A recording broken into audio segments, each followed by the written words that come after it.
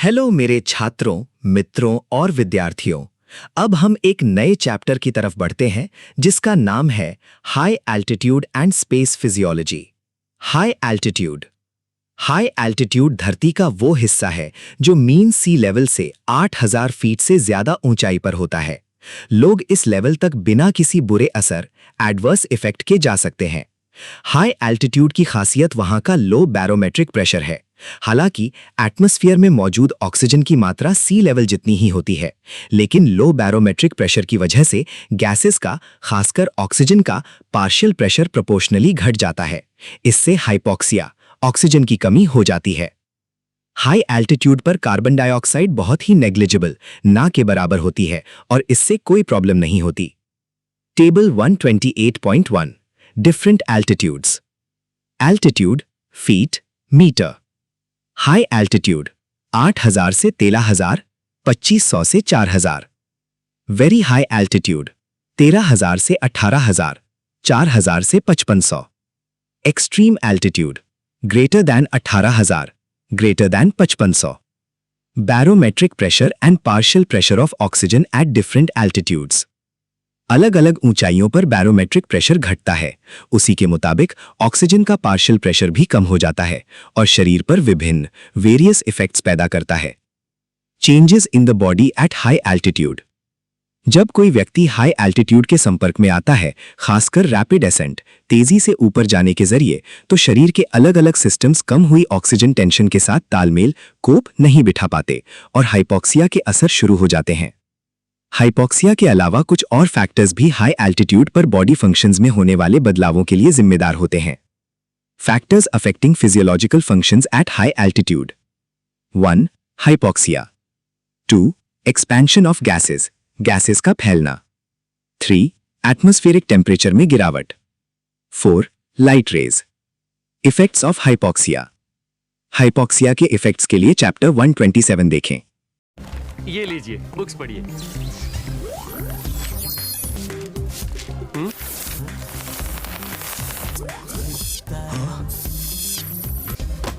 और बुक्स हैं क्या? इतनी जल्दी सारी पढ़ डाली? पढ़ डाली। Effects of expansion of gases on the body. जब बैरोमेट्रिक प्रेशर कम होता है तो गैसेस का वॉल्यूम बढ़ जाता है। इसलिए हाई एल्टीट्यूड पर बैरोमेट्रिक प्रेशर घटने की वजह से एटमॉस्फेरिक एयर और शरीर, बॉडी के अंदर की सभी गैसेस का वॉल्यूम बढ़ जाता है। सी लेवल पर 760 mmHg प्रेशर। अगर गैस का वॉल्यूम 1 लीटर है तो 18000 फीट की ऊंचाई पर जहां प्रेशर 379 mmHg है, ये बढ़कर 2 लीटर हो जाता है और 30000 फीट की ऊंचाई पर 226 mmHg प्रेशर, ये 3 लीटर हो जाता है। जीआई ट्रैक्ट में गैसेस के फैलने, एक्सपेंशन की वजह से स्टमक और इंटेस्टाइन में दर्दनाक डिस्टेंशन, सूजन, फुलावट होती है। इसे एब्डोमेन को बेल्ट से सपोर्ट करके या गैसेस को निकालकर इवैक्यूएशन कम किया जा सकता है। गैसेस का एक्सपेंशन एल्वियोलाई को भी डिस्ट्रॉय, नष्ट कर देता है। सी लेवल से 30000 फीट से ज्यादा ऊंचाई तक बहुत तेजी से ऊपर जाने, वेरी रैपिड एसेंट के दौरान गैसेस बबल्स के रूप में निकलने लगती हैं, खासतौर पर नाइट्रोजन, जिसके नतीजे में डीकंप्रेशन सिकनेस होती है। डीकंप्रेशन सिकनेस की डिटेल्स के लिए चैप्टर 129 देखें। Effects of reduced atmospheric temperature. High altitudes पर एनवायरमेंटल टेम्परेचर धीरे धीरे गिरता जाता है। 10,000 फीट की ऊंचाई पर टेम्परेचर लगभग 0 डिग्री सेंटीग्रेड तक गिर जाता है। 20,000 फीट की ऊंचाई पर यह -22 डिग्री सेंटीग्रेड हो जाता है। 40,000 फीट की ऊंचाई पर टेम्परेचर -44 डिग्री सेंटीग्रेड तक गिर जाता है। अगर शरीर को गर्म कपड़ों से सही तरह से प्रोटेक्ट ना किया जाए तो ठंड की वजह से चोट, इंजरी या फ्रॉस्ट बाइट हो सकता है। Effects of light rays.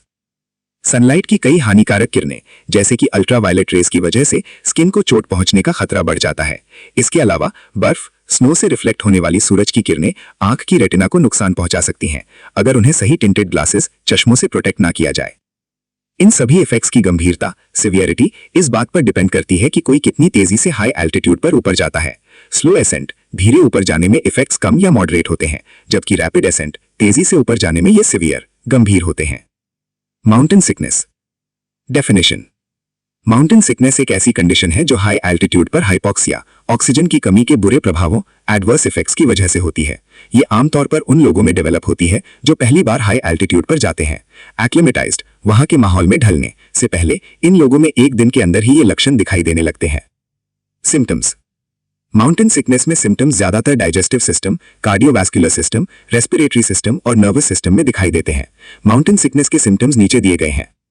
1. Digestive system. GI tract में गैसेस के फैलने, एक्सपेंशन की वजह से भूख ना लगना, लॉस ऑफ एपेटाइट, नोजिया और वॉमिटिंग होती है। 2. Cardiovascular system. हार्ट रेट और हार्ट के कॉन्ट्रैक्शन की फोर्स बढ़ जाती है। 3. Respiratory system. ब्लड फ्लो बढ़ने की वजह से पल्मोनरी ब्लड प्रेशर बढ़ जाता है। हाइपोक्सिया की वजह से होने वाले वेजोडाइलेटेशन के कारण ब्लड फ्लो बढ़ता है। बढ़े हुए पल्मोनरी ब्लड प्रेशर के नतीजे में पल्मोनरी एडिमा, फेफड़ों में फ्लूइड जमा होना हो जाता है, जिससे सांस फूलने, ब्रेथलेसनेस लगती है। 4. Nervous system.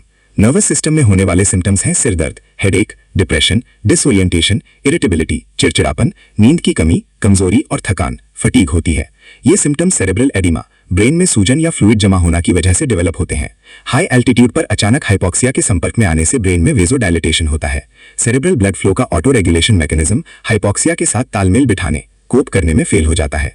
इससे कैपिलरी प्रेशर बढ़ जाता है और कैपिलरी से फ्लूइड निकलकर ब्रेन टिश्यूज में जाने लगता है। ट्रीटमेंट। ऑक्सीजन लेने, ब्रीदिंग ऑक्सीजन से माउंटेन सिकनेस के सिम्टम्स गायब हो जाते हैं।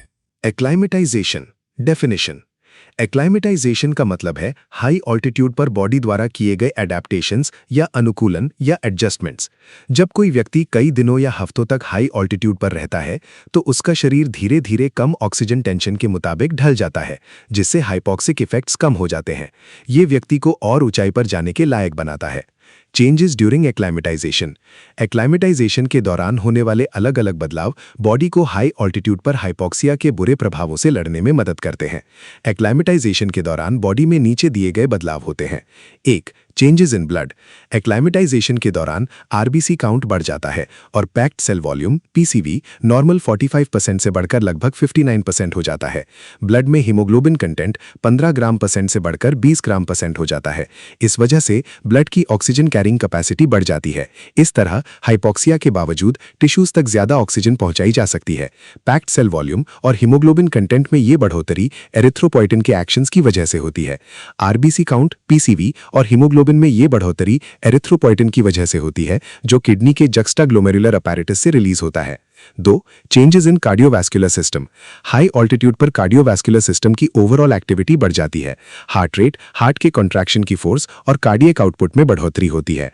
हाइपोक्सिया की वजह से होने वाले वेजोडाइलेटेशन के कारण बॉडी की वैस्कुलैरिटी बढ़ जाती है।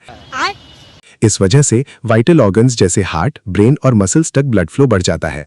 3. Changes in respiratory system. I. Pulmonary ventilation. Pulmonary ventilation 65% तक बढ़ जाता है। ये हाई ऑल्टीट्यूड पर हाइपोक्सिया के लिए तुरंत होने वाला कॉम्पेंसेशन है और सिर्फ यही व्यक्ति को कई हजार फीट और ऊंचाई तक चढ़ने में मदद करता है।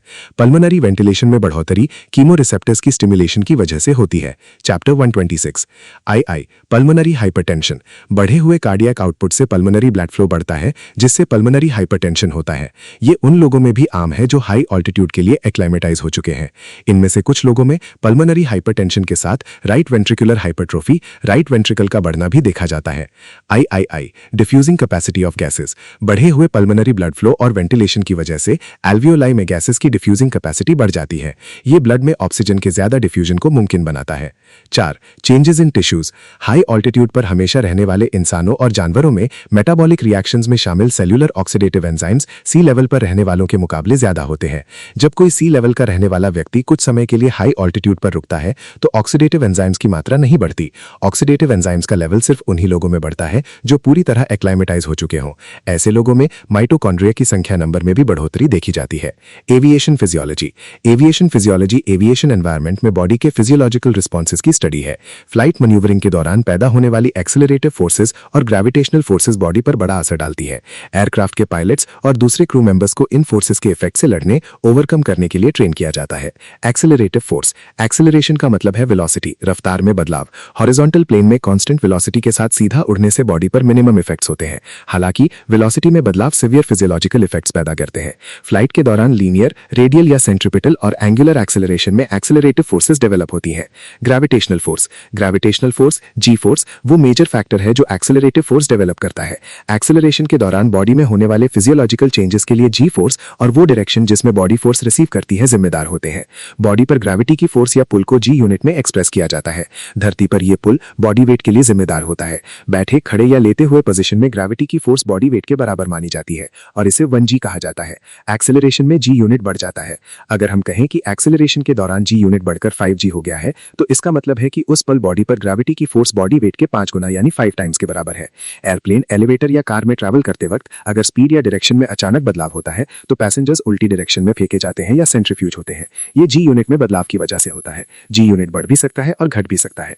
पॉजिटिव जी, जी यूनिट में बढ़ोतरी को पॉजिटिव जी कहते हैं। ये स्पीड बढ़ाने, एक्सेलरेशन के दौरान होता है। नेगेटिव जी, जी यूनिट में कमी को नेगेटिव जी कहते हैं। ये स्पीड कम करने, डिसेलरेशन के दौरान होता है। डायरेक्शन चेंज होने के दौरान भी जी यूनिट बदल जाता है। उड़ने के दौरान पॉजिटिव जी और नेगेटिव जी दोनों ही बॉडी में फिजियोलॉजिकल चेंजेस पैदा करते हैं। Effects of gravitational forces on the body. Effects of positive G. Acceleration के दौरान पॉजिटिव जी के मेजर इफेक्ट्स ब्लड सर्कुलेशन पर पड़ते हैं। जब जी यूनिट बढ़कर लगभग 4 से 5 जी हो जाता है तो ब्लड बॉडी के निचले हिस्सों यानी अब्डोमेन समेत की तरफ ढकेला जाता है। इस वजह से कार्डियक आउटपुट घट जाता है, जिसके नतीजे में ब्रेन और आइज को ब्लड सप्लाई कम हो जाती है। ब्लड फ्लो में कमी की वजह से हेड तक ऑक्सीजन सप्लाई कम यानी हाइपोक्सिया हो जाती है, जो नीचे दी गई दिक्कतों यानी डिस्टर्बेंसेस की तरफ ले जाती है। एक, grey out. Grey out vision यानी नजर का धुंधला या ग्रे हो जाना है, जो तब होता है जब आंखों तक ब्लड फ्लो कम होने लगता है। ये इसलिए होता है क्योंकि रेटिना ब्रेन के मुकाबले हाइपोक्सिया के लिए ज्यादा सेंसिटिव होती है। हालांकि इसमें फिजिकल इंपेयरमेंट यानी शारीरिक रुकावट नहीं होती, लेकिन ग्रे आउट को हेड तक ब्लड फ्लो कम होने की एक वार्निंग माना जाता है। 2, ब्लैकआउट। ब्लैकआउट विजन का पूरी तरह खत्म हो जाना है, जो तब होता है जब हाइपोक्सिया की वजह से रेटिनल फंक्शन मुतासिर यानी अफेक्ट होता है। होश यानी मस्कुलर एक्टिविटीज अभी भी बरकरार रहती है, लेकिन यह बेहोशी के खतरे का संकेत यानी इंडिकेट देता है। 3, लॉस ऑफ कॉन्शियसनेस। जब फोर्स 5g से आगे बढ़ती है तो हाइपोक्सिया क्रिटिकल लेवल तक पहुंच जाता है और बेहोशी यानी लॉस ऑफ कॉन्शियसनेस का कारण बनता है। इसके साथ कन्वर्जन्स यानी दौरे भी हो सकते हैं। बेहोशी की हालत लगभग 15 सेकंड्स तक रह सकती है। होश में आने के बाद व्यक्ति को ओरिएंटेशन यानी अपनी स्थिति समझने के लिए और 10 से 15 मिनट चाहिए होते हैं। अगर प्रभावित व्यक्ति अकेला पायलट हो तो वो एयरक्राफ्ट पर से अपना कंट्रोल खो देगा। 4, फ्रैक्चर ऑफ बोन्स। जब फोर्स लगभग 20g तक बढ़ती है तो बैठे हुए पोस्चर में भी हड्डियां, खासकर स्पाइन यानी रीढ़ की हड्डी, फ्रैक्चर के लिए ससेप्टेबल हो जाती हैं। Prevention of effects of positive G. Positive G के इफेक्ट्स को कम करने के लिए पायलट्स एंटी जी सूट्स पहनते हैं, जो निचले शरीर पर प्रेशर डालकर ब्लड को पूलिंग से रोकते हैं। Effects of negative G. Negative G नीचे की तरफ उड़ने यानी इन्वर्टेड फ्लाइंग के दौरान डेवलप होता है। ये नीचे दी गई दिक्कतों यानी डिस्टर्बेंसेस का कारण बनता है।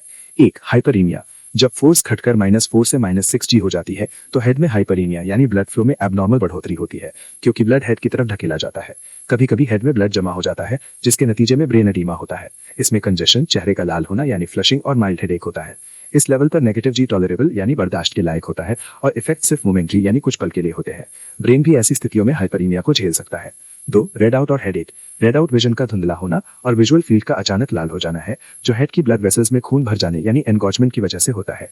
जब नेगेटिव जी लगभग -15g से -20g तक पहुंचता है तो हेड और आइज की ब्लड वेसल्स में डायलिटेशन और कंजेशन हो जाता है, जिसके नतीजे में रेड आउट और हेडेक होता है। CSF यानी सेरेब्रोस्पाइनल फ्लूइड की वजह से ब्रेन की ब्लड वेसल्स ज्यादा अफेक्ट नहीं होती हैं। जब ब्रेन में ब्लड जमा होता है तो उसी वक्त क्रेनियम में CSF की भी पूलिंग होती है। CSF द्वारा डाला गया हाई प्रेशर एक कुशन यानी बफर की तरह काम करता है और ब्रेन की ब्लड वेसल्स को प्रोटेक्ट करता है। 3, loss of consciousness. High negative G body को दूसरे तरीकों से भी अफेक्ट करता है। ये चेस्ट और नेक की ब्लड वेसल्स में प्रेशर बढ़ा देता है। इससे ब्रैडीकार्डिया यानी हार्ट बीट का धीमा होना या इरेगुलर हार्ट बीट होती है, जो हेड में ब्लड की स्टैग्नेशन यानी रुकाव को और बढ़ा देती है। ये सारे फैक्टर्स अंत में बेहोशी यानी अनकॉन्शियसनेस की तरफ ले जाते हैं। Prevention of effects of G forces on the body. G forces के इफेक्ट्स खासकर पॉजिटिव जी से बॉडी को नीचे दिए गए तरीकों से बचाया जा सकता है। 1, by using abdominal belts. Abdominal belt का इस्तेमाल करके और एयरक्राफ्ट में बैठे वक्त आगे की तरफ झुककर यानी लीनिंग फॉरवर्ड करके अब्डोमिनल ब्लड वेसल्स में ब्लड की पूलिंग को रोका जाता है। ये प्रोसीजर ग्रे आउट या ब्लैकआउट को टाल यानी पोस्टपोन कर देता है। 2, by using anti G suit. Anti G suit lower limbs और अब्डोमेन पर पॉजिटिव प्रेशर डालता है और शरीर के निचले हिस्से में ब्लड की पूलिंग को रोकता है। Space physiology. Space physiology space और स्पेसक्राफ्ट्स में बॉडी के फिजियोलॉजिकल रिस्पॉन्सेस की स्टडी है।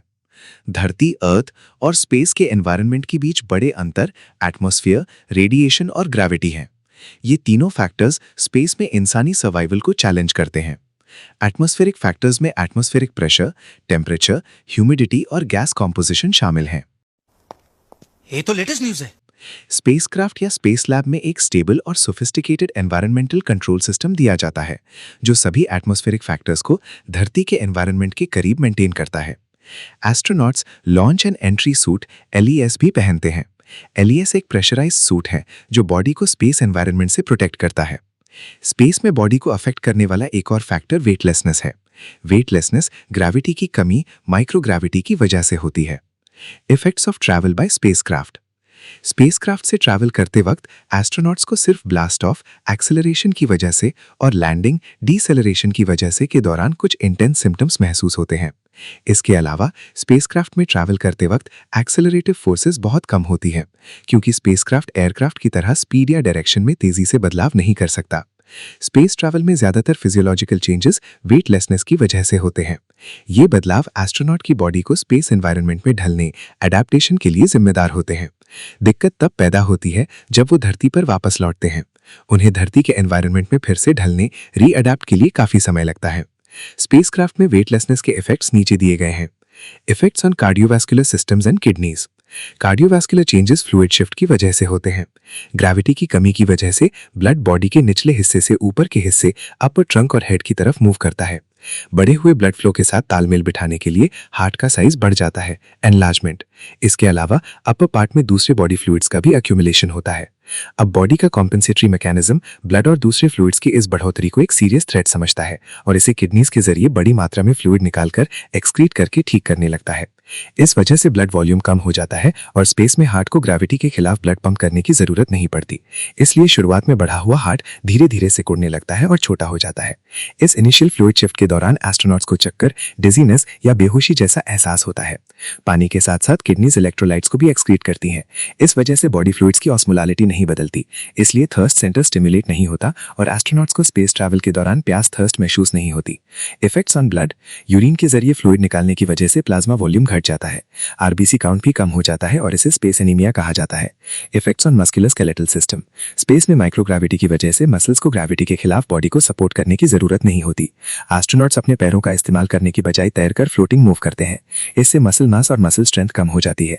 मसल्स की एंड्योरेंस, झेलने की क्षमता भी घट जाती है। हड्डियां कमजोर हो जाती है। स्पेस ट्रैवल के दौरान ऑस्टियोक्लास्टिक एक्टिविटी, हड्डी तोड़ने वाली एक्टिविटी बढ़ जाती है। बोन से निकला हुआ कैल्शियम यूरिन के जरिए बाहर निकाल दिया जाता है। Effects on immune system. Space travel body में इम्यून सिस्टम के सप्रेशन, दबने का कारण बनता है। Space motion sickness. वेटलेसनेस पाने के बाद कुछ एस्ट्रोनॉट्स को स्पेस मोशन सिकनेस डेवलप हो जाती है। इसकी पहचान नॉजिया, वॉमिटिंग, हेडेक और मलेज, बेचैनी, थकन या बीमारी का एहसास से होती है। ये 2 या 3 दिन तक रहती है और फिर गायब हो जाती है। माना जाता है कि मोशन सिकनेस वेस्टिबुलर अपैरेटस की एब्नॉर्मल स्टिमुलेशन और फ्लूइड शिफ्ट की वजह से होती है। Buy myself another bottle, I don't even check the price. Black jacket on me, looking cute, make sure she looking twice. I don't even wanna go out. It's still cold even when I'm out the house. She wanna play house, what you talking about? I wanna stay out.